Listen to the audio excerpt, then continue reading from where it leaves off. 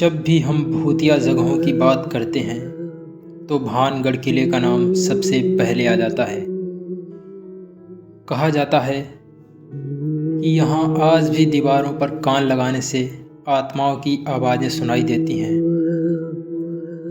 और ऐसा महसूस होता है कि वे हमसे कुछ कहने का प्रयास कर रही हैं। शाम के बाद पर्यटकों को इस किले में ठहरने नहीं दिया जाता है। और क्यों? भारतीय पुरातत्व सर्वेक्षण ने इस जगह पर आज तक अपना कोई ऑफिस नहीं बनाया है। इस बात का पता हमें यहाँ की कहानी सुनकर ही चलेगा। चलिए साथियों, शुरू करते हैं कहानी को। वैसे तो हम सभी ने भानगढ़ किले की कहानियों के बारे में सुना या पढ़ा ही होगा। यह जगह काफ़ी भूतिया मानी जाती है। भानगढ़ किला लगभग 400 साल पुराना है।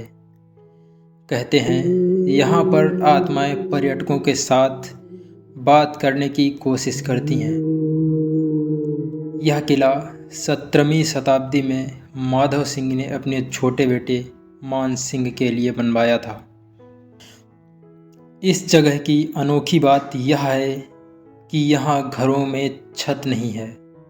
उस समय इस किले के चारों ओर घनी आबादी भी रहा करती थी और यहाँ के लोगों का जीवन भी खुशहाली भरा हुआ था।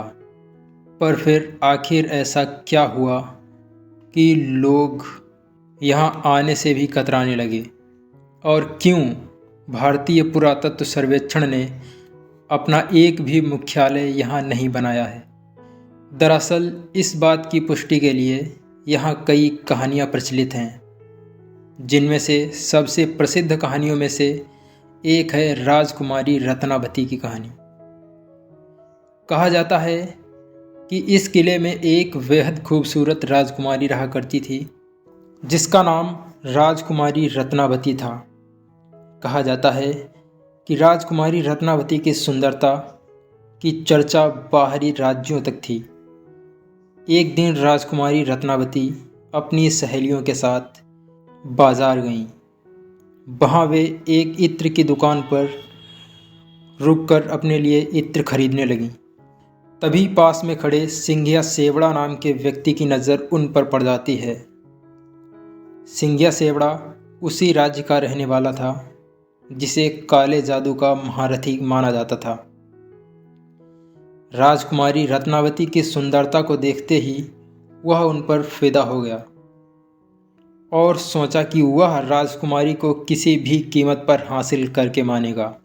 तभी वह राजकुमारी की पसंद की हुई इत्र पर वशीकरण का काला जादू कर देता है और सिंघिया सेवड़ा को यह करते हुए राजकुमारी की एक सहेली ने देख लिया।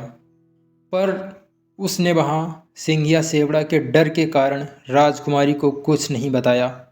पर बाजार से आते समय वह राजकुमारी को सारी घटना बताती है, जिससे राजकुमारी उस शीशी को चट्टान पर पटक कर तोड़ देती हैं। उस तांत्रिक द्वारा किए गए वशीकरण का प्रभाव इतना था कि जो भी उस इत्र को लगाता वो उसकी ओर खिंचा चला आता। अब जब शीशी टूट गई थी तो वह इत्र चट्टान पर लग गई, जिससे वह चट्टान सिंघिया सेवड़ा की तरफ उड़ चली। जब सिंघिया सेवड़ा ने चट्टान को अपनी ओर आते हुए देखा तो उसे लगा राजकुमारी उसके ऊपर बैठकर आ रही है। इसलिए उसने उस वशीकरण युक्त इत्र को आदेश दिया कि वह उस चट्टान को सीधे उसके सीने पर उतार दे। पर जब चट्टान उसके पास आई तब उसे सच्चाई का पता चला। तभी सिंघिया सेवड़ा ने मरने से पहले ही जल्दबाजी में राजकुमारी को श्राप दिया कि जल्द ही इस इलाके में रहने वाले हर व्यक्ति की दर्दनाक मौत हो जाएगी और उनकी आत्माएं हमेशा के लिए उसी किले में भटकती रहेंगी। इस हादसे के कुछ ही समय बाद भानगढ़ का उसके पड़ोसी राज्य आजबगढ़ से युद्ध छिड़ गया। आजबगढ़ की सेना बहुत अधिक शक्तिशाली होने के कारण वह भानगढ़ के किले में घुस गई और किले में मौजूद हर पुरुष, स्त्री और यहाँ तक कि बच्चों तक नहीं छोड़ा, जिसमें राजकुमारी रत्नावती भी नहीं बच पाईं।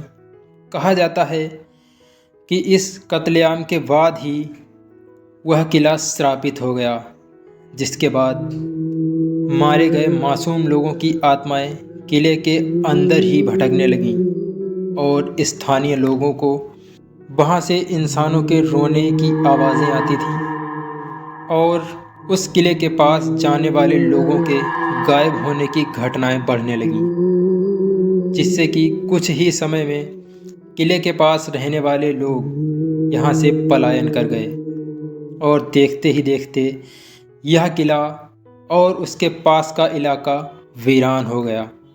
इसके अलावा साथियों, इस किले के भूतहा होने के पीछे एक और भी कहानी है। कहा जाता है कि जिस धरती पर भानगढ़ किला बना हुआ है वह गुरु बालूनाथ नामक तपस्वी की भूमि थी। जब भगवान दास ने किले का निर्माण कराया तभी बाबा बालूनाथ ने भगवान दास को संदेश भिजवाया और कहा कि वह अपने किले की ऊंचाई इतनी ना रखें कि उनके किले की परछाई हमारी कुटिया तक आ जाए।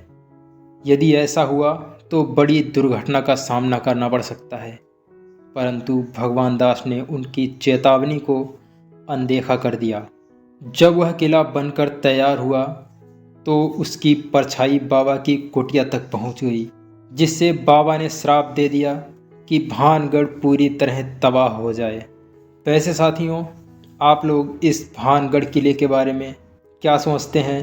अपनी राय हमें कमेंट बॉक्स में ज़रूर बताएं। धन्यवाद।